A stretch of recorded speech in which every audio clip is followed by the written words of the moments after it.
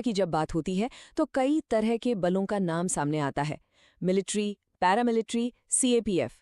ये शब्द सुनने में तो एक जैसे लगते हैं, पर इनके काम और कमांड में जमीन आसमान का फर्क है। तो आज चलिए इसी उलझे हुए ताने बाने को सुलझाते हैं और समझते हैं कि भारत की ये ढाल असल में कैसे काम करती है। जरा सोचिए, देश में कहीं कोई बड़ी प्राकृतिक आपदा आ गई हो या फिर कहीं बड़े पैमाने पर नागरिक अशांति फैल गई हो, मतलब हालात बेहद नाजुक हैं। तो ऐसे में सबसे पहले वर्दी में कौन नजर आता है? कौन आता है मदद के लिए? ये सवाल बहुत अहम है। तो इस सवाल का जवाब छिपा है भारत की सुरक्षा के 3 बड़े और मजबूत स्तंभों में।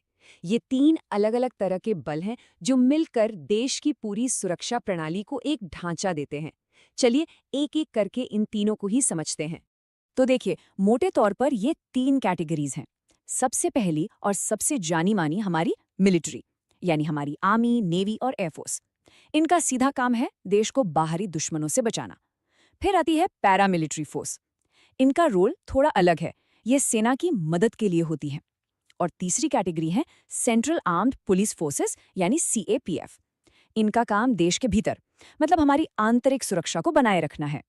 अच्छा, अब यहाँ सबसे दिलचस्प और ज़रूरी बात आती है कि इन सब को कंट्रोल कौन करता है। देखिए, मिलिट्री सीधे सीधे रक्षा मंत्रालय यानी मिनिस्ट्री ऑफ डिफेंस के अंडर आती है। वहीं जितनी भी सीएपीएफ हैं वो गृह मंत्रालय यानी मिनिस्ट्री ऑफ होम अफेयर्स को रिपोर्ट करती हैं। और पैरामिलिट्री फोर्सेस का सिस्टम तो और भी अलग है। ये जो कमांड का बंटवारा है ना, यही सबसे अहम है, क्योंकि इसी से ये तय होता है कि किस हालात में कौन सी फोर्स एक्शन में आएगी। तो ये तो समझ आ गया कि बल कौन कौन से हैं, पर असली सवाल, मतलब फाइनल ऑर्डर देता कौन है। चलिए अब इसी चेन ऑफ कमांड को समझते हैं। देखिए, सबसे ऊपर मतलब टॉप पर है नेशनल सिक्योरिटी काउंसिल, जिसे हम एनएससी भी कहते हैं। इसके अध्यक्ष खुद प्रधानमंत्री होते हैं और इसमें रक्षा मंत्री, गृह मंत्री, वित्त मंत्री ये सब प्रमुख सदस्य होते हैं। आसान भाषा में कहें तो देश की सुरक्षा से जुड़ा कोई भी बड़ा रणनीतिक फैसला वो यही लिया जाता है। यही है सबसे बड़ी संस्था। एनएससी के बाद आते हैं चीफ ऑफ डिफेंस स्टाफ यानी सीडीएस। ये भारतीय सशस्त्र बलों के सबसे सीनियर ऑफिसर होते हैं, मतलब ये सरकार के लिए मुख्य सैन्य सलाहकार का काम करते हैं। इनका सबसे बड़ा और जरूरी काम ये पक्का करना है कि आर्मी, नेवी और एयरफोर्स के बीच बेहतरीन तालमेल हो, वो एक होकर एक टीम की तरह काम करें। और सीडीएस की जिम्मेदारियां वाकई बहुत बड़ी हैं। वो न्यूक्लियर कमांड अथॉरिटी के सैन्य सलाहकार होते हैं। वो ये सुनिश्चित करते हैं कि तीनों सेनाओं की ट्रेनिंग, हथियार खरीदने की प्रक्रिया, सब कुछ आपस में जुड़ा हो ताकि कोई कंफ्यूजन न हो। मतलब हर स्तर पर उनका एक ही मकसद है, तीनों सेनाओं के बीच जॉइंटनेस यानी एकजुटता को बढ़ावा देना। अच्छा, कमांड स्ट्रक्चर तो समझ लिया। अब आते हैं जमीनी हकीकत पर। जब देश के अंदर कोई संकट आता है तो असल में कौन सा बल क्या काम करता है और उन्हें तैनात करने के नियम क्या हैं? यहाँ एक बहुत ही जरूरी फर्क समझना होगा। हमारी आर्म्ड फोर्सेस यानी सेना का पहला और सबसे मुख्य काम है देश को बाहरी खतरों से बचाना। उनका ये प्राइमरी रोल है। लेकिन उनका एक सेकेंडरी रोल भी है, और वो है कि जब सिविल एडमिनिस्ट्रेशन मदद मांगे तो देश के अंदर संकट में उनकी सहायता करना। अब ऐसा नहीं है कि कोई भी बस फोन करके आर्मी को बुला सकता है। इसकी एक पूरी कानूनी प्रक्रिया है। सबसे पहले जो लोकल सिविल एडमिनिस्ट्रेशन है वो सेना से औपचारिक तौर पर मदद मांगता है। इसके बाद सेना अपने जवान और जरूरी उपकरण भेजती है। लेकिन तैनाती पर आखिरी मोहर दिल्ली में बैठी national crisis management committee NCMC ही लगाती है। लेकिन जब बात देश के अंदर लॉ एंड ऑर्डर की हो तो कहानी थोड़ी बदल जाती है। ऐसे मामलों में जो फर्स्ट रिस्पॉन्डर होते हैं, मतलब जो सबसे पहले पहुंचते हैं, वो है सेंट्रल आर्म्ड पुलिस फोर्सेस यानी सीएपीएफ। और सीएपीएफ के अंदर भी कई स्पेशल यूनिट्स हैं। इसका एक बेहतरीन उदाहरण है सीआरपीएफ की एक खास विंग रैपिड एक्शन फोर्स, जिसे हम आरएएफ कहते हैं।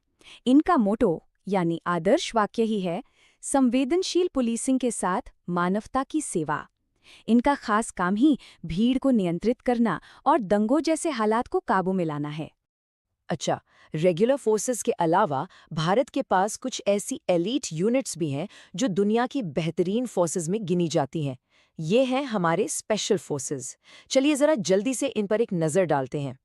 पहले आते हैं मार्कोस। ये इंडियन नेवी की एलीट फोर्स है। पानी के अंदर, पानी के बाहर, हर तरह के युद्ध में ये माहिर हैं। इन्हें दुनिया के सबसे खतरनाक कमांडोज में से एक माना जाता है।